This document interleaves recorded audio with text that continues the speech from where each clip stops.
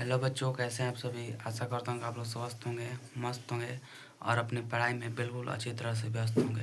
तो बच्चों, लेकर आ गया हूँ मैं आपके लिए एक नया वीडियो, जिसमें हम पढ़ाने वाले हैं कि संधि के पार्ट 3 वीडियो का है टॉपिक।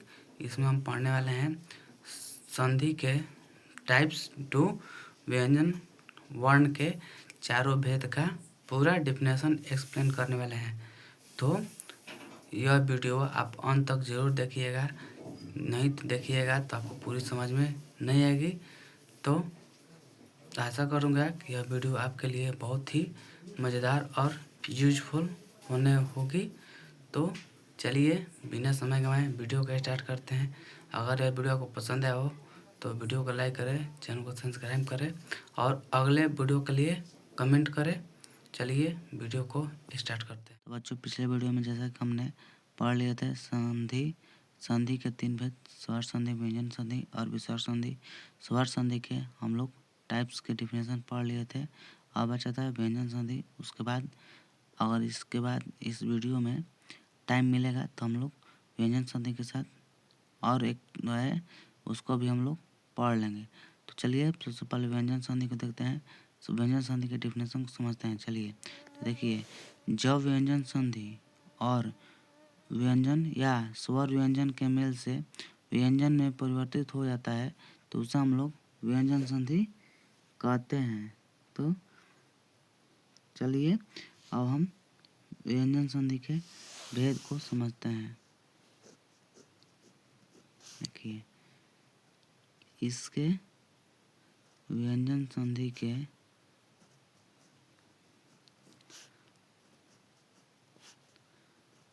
व्यंजन संधि के समझे बच्चों 4 भेद होते हैं। 4 भेद होते हैं। तो बच्चों, व्यंजन संधि के 4 भेद होते हैं। पहला है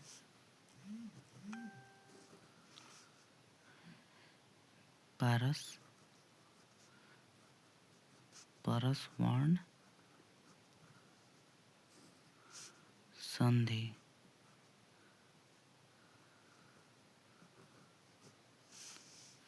दूसरा है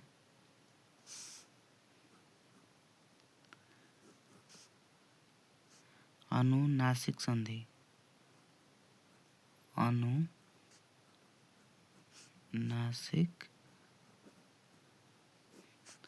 संधि।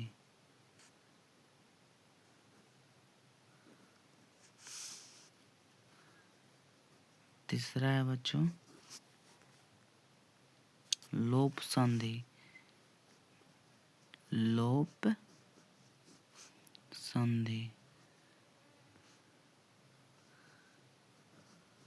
और चौथा है बच्चों हम लोगों का आगम संधि। आगम संधि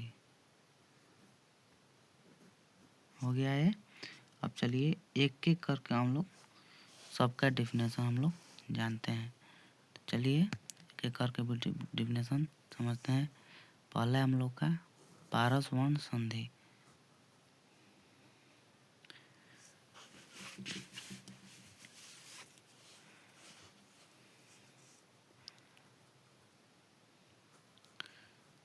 पारस वर्ण संधि।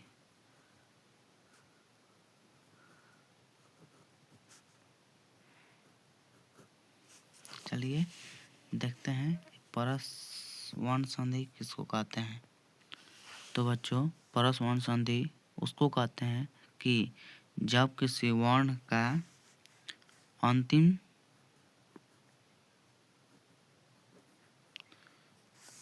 व्यंजन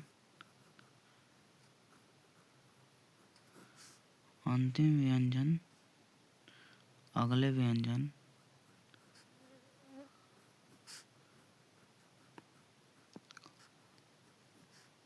अगले वर्ग सॉरी बच्चों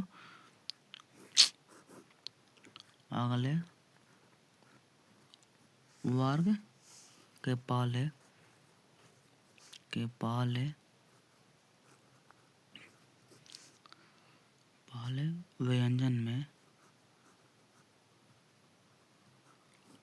व्यंजन में बदल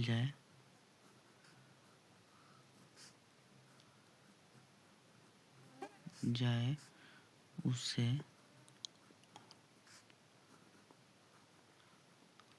परस्वर्ण संधि कहते हैं।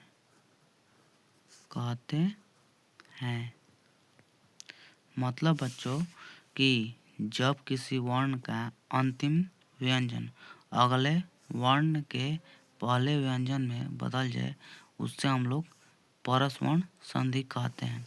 अब चलिए दूसरा देखते हैं। जो दूसरा है जो अनुनासिक संधि।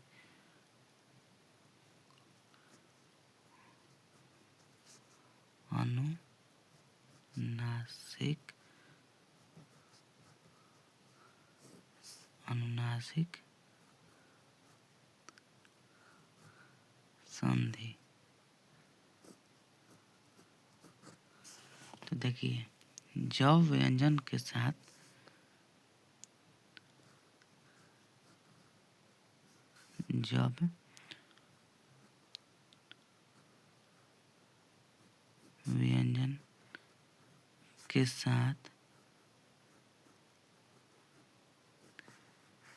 नासिक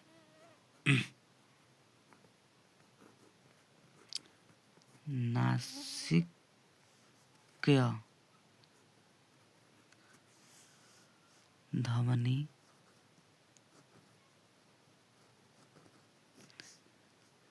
होता है ड, य, ड़, न, म।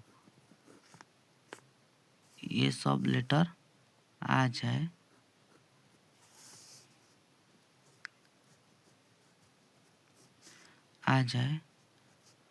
उससे अनुनासिक संधि कहते हैं। उसे अनुनासिक संधि कहते हैं।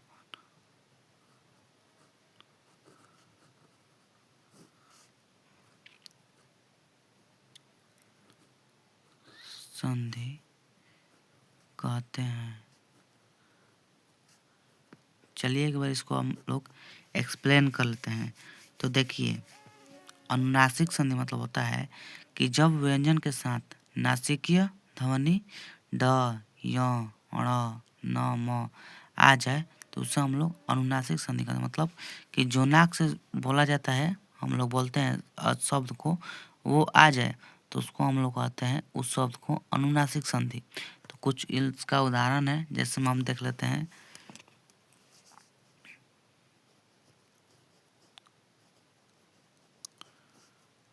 देखिए स प्लस गम, सम प्लस गम हो गया आपका संगम।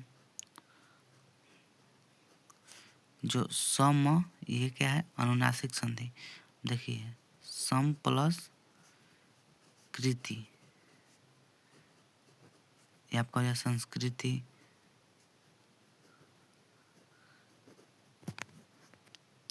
तो बच्चों चलिए हम लोग 3 नंबर लाल देख लेते हैं। 3 नंबर टाइप का देखिए 3 और पाता हम लोग का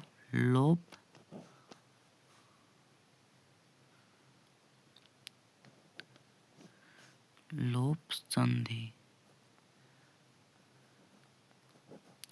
बच्चों ये स्वर वर्ण के द्वितीय टाइप व्यंजन वर्ण के तीसरे टाइप यानी तीसरे प्रकार हैं। तो इसका हम लोग डेफिनेशन चलिए जानते हैं। तो देखिए जब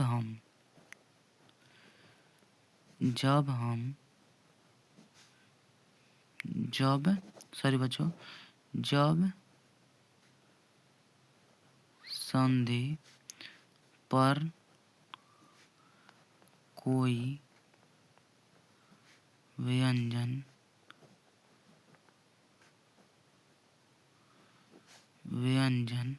लुप्त मतलब होता है हट लुप्त हो जाए या हट जाए तो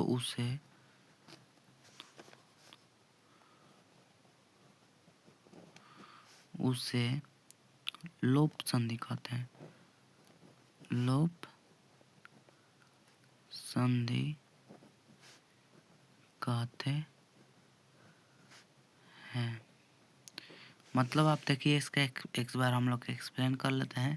तो देखिए लोप संधि हम लोग उस संधि को कहते हैं कि जब संधि पर कोई भी व्यंजन लेटर हो, वो जब संधि पर कोई व्यंजन वर्ड लुप्त यानी हट जाए तो उसे हम लोग कहते हैं लोप संधि। उस लेटर को हम कहते हैं लोप संधि। जैसे में आप कुछ उदाहरण देखकर समझ सकते हैं। तो देखिए जैसे में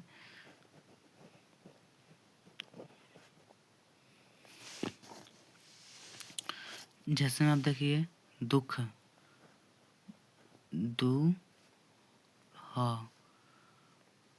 ह साइलेंट है, ख दू ख ऐसा हम लिख सकते हैं, लेकिन ये जो है ये साइलेंट है, इसको हम लोग नहीं लिख सकते हैं। लिखते हैं लेकिन ये बोला जाता है। जैसे हम देखिए नी आए जो र है ना है, इसको हम लोग साइलेंट रखते हैं। जल, यही है आपका लोप संधि। तो ये होगा दोनों मिलकर निर्जल।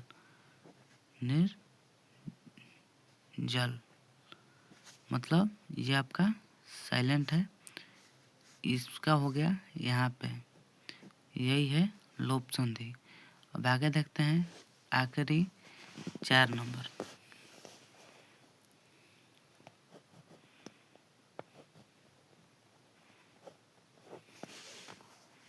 4 नंबर हम लोग का आगम संधि। क्या बच्चों? तो आगम संधि।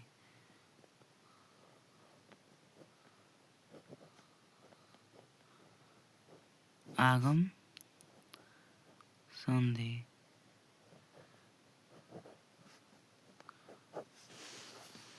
देखिए इसका हम लोग डेफिनेशन का आगे लिखते हैं, उसके बाद एक्सप्लेन करेंगे, उसके बाद उदाहरण के साथ समझेंगे। तो देखिए आगम संधि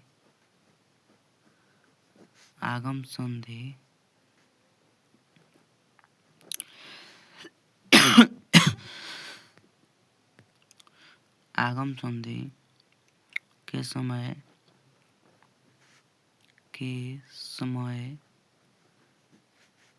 कोई नया व्यंजन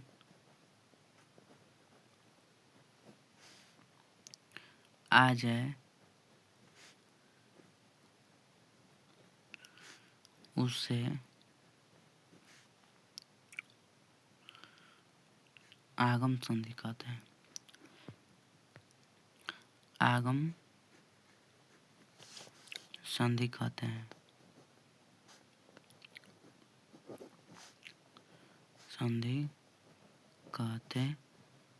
चलिए इसका एक बार एक्सप्लेन करते हैं। देखिए जब आगम संधि के समय कोई नया व्यंजन आ जाए, मतलब आगम संधि बोल रहे हैं और उसको बोलते समय नया व्यंजन आ जाए, मतलब नया व्यंजन का लेटर आ जाए, तो उस समय हम उस व्यंजन संधि को हम लोग कहते हैं क्या? आगम संधि। जैसे में आप कुछ एग्जांपल देख लीजिए।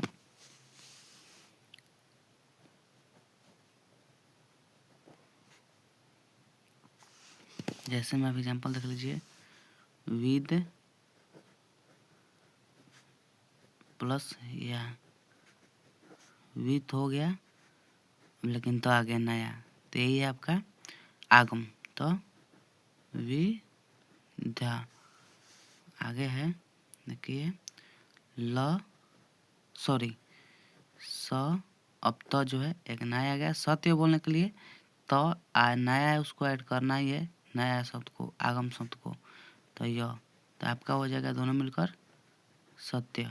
तो बच्चों यही था आज का वीडियो में, जिसमें हम लोग आज पढ़े हैं व्यंजन संधि के डिफिनेशन, उसके टाइप्स का, चारों टाइप्स का डिफिनेशन। तो मिलते हैं अगले पार्ट में, क्योंकि इस पार्ट में हम लोग अगर अगले भी टाइप का हम जानेंगे तो वीडियो काफ़ी लंबा हो जाएगा, जिससे बोरिंग लग सकता है आप लोगों को। तो मिलते हैं अगले वीडियो में। अगर पूरा वीडियो समझने के लिए इस वीडियो को लास्ट तक ज़रूर देखिएगा, तभी आपको समझ में आएगा। और ऐसा ही मज़ेदार टॉपिक के साथ वीडियो लाते रहेंगे हम लोग। तो हमारे चैनल को सब्सक्राइब करिएगा। मिलते हैं अगले वीडियो में, तब तक के लिए जय हिंद बच्चों।